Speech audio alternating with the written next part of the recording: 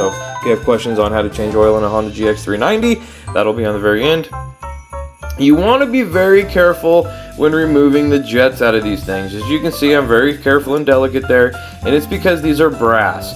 I've had them to where the longer they sit and the older they are, it just seems like they get really crusted in there almost, and they will just disintegrate. The little tip on how to get them out. So as you guys can see here, I'm just showing you the air circuit on this thing.